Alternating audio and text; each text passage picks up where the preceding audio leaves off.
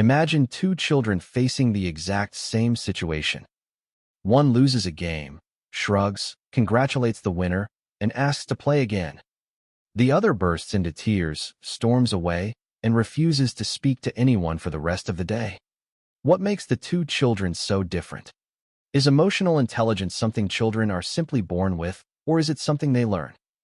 And if it can be learned, why do some children seem to develop it so naturally while others struggle for years?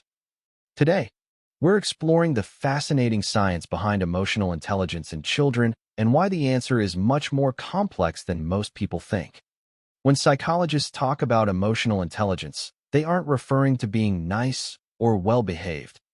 Emotional intelligence is the ability to recognize emotions, understand why they happen, manage them effectively, and respond appropriately to the emotions of other people. It's the difference between saying, "I'm feeling frustrated," instead of throwing a toy across the room. It's noticing when a friend is upset without being told. It's calming yourself after disappointment instead of letting the feeling completely take over. These skills may seem simple to adults, but they require an incredible amount of brain development. And surprisingly, children aren't born knowing how to do any of it. So, why do some children appear emotionally wise beyond their years? The first piece of the puzzle is biology. Every child enters the world with a unique temperament. Some babies are naturally calm. Others are highly sensitive. Some adapt easily to change, while others become overwhelmed by even small disruptions. Researchers have found that these personality traits appear remarkably early in life. A child with a naturally easy temperament may find emotional regulation less challenging than a child whose nervous system reacts more intensely to stress. But temperament isn't destiny. It simply means some children start the race at different places.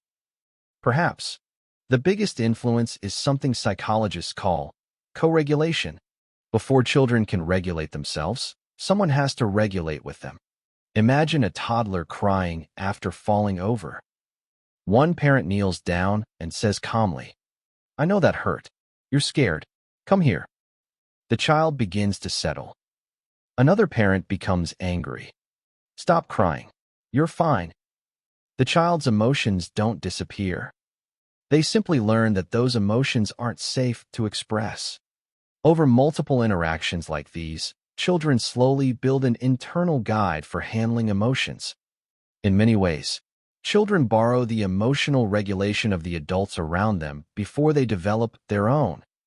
Children are also extraordinary observers. Long before they understand complex language, they're studying the emotional habits of the people around them. If parents solve disagreements by shouting, children learn that shouting is how conflict works. If parents apologize after making mistakes, children learn humility. If adults talk openly about feelings without shame, children begin to develop an emotional vocabulary of their own.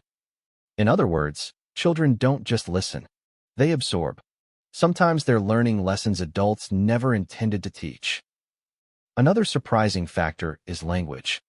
Studies show that children who grow up hearing emotions described in specific ways often become better at understanding both themselves and others. There's a huge difference between hearing, "Stop acting out," and hearing, "You seem disappointed because your plans changed." The second response gives the child something powerful, a name for what they're feeling. Once children can label emotions, those emotions often become much easier to manage. It's difficult to solve a problem you can't even identify. But what about adversity? Many people assume difficult childhoods always lead to poor emotional intelligence. The truth is far more complicated. Some children who experience hardship become exceptionally empathetic. They become highly skilled at reading people's moods because they had to. Others struggle with emotional regulation because their brains spent years focused on survival rather than emotional learning. The same experience can produce very different outcomes, depending on factors like support, safety, and relationships. Trauma doesn't create emotional intelligence, nor does it prevent it. The environment surrounding adversity often makes the difference. Friendships also shape emotional intelligence in powerful ways. Every playground disagreement, every argument about sharing, every apology, every misunderstanding. These are emotional training sessions. Children learn negotiation, compromise, empathy, and forgiveness. Even imaginary play contributes. When children pretend to be doctors, teachers, superheroes, or parents, they're practicing seeing the world from someone else's perspective. They're building empathy without even realizing it. Then there's the brain itself, the part responsible for impulse control, planning, and emotional regulation. The prefrontal cortex is one of the last areas of the brain to fully mature. It continues developing well into the 20s. This explains why even emotionally intelligent children still have meltdowns. Their emotional systems are developing faster than the brain systems that control them. Expecting perfect emotional control from a young child is a bit like expecting someone who's just started learning piano to perform a concert. Development takes time. Interestingly, emotional intelligence isn't fixed. Children can become dramatically more emotionally intelligent throughout childhood and adolescence. Simple habits make a difference.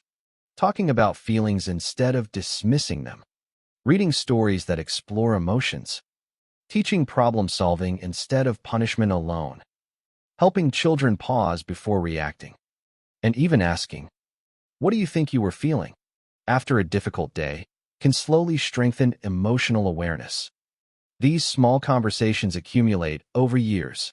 Perhaps the biggest misconception is that emotionally intelligent children never get angry, cry, or become frustrated. They absolutely do. The difference isn't that they avoid emotions. It's that they gradually learn not to become controlled by them.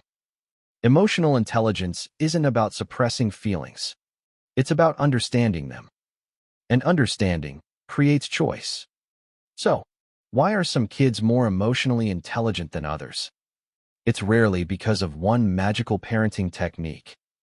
It's the interaction of biology, temperament, the emotional habits they observe, the adults who help them navigate big feelings, the words they're given to describe their emotions, their friendships, their experiences, the environments they grow up in, and countless tiny moments that seem insignificant at the time. In many ways, emotional intelligence isn't something children inherit. It's something that's slowly built, conversation by conversation, relationship by relationship, and experience by experience. And perhaps that's the most encouraging part. Because while no childhood is perfect, emotional intelligence can continue growing throughout life. That's why emotional intelligence feels so mysterious.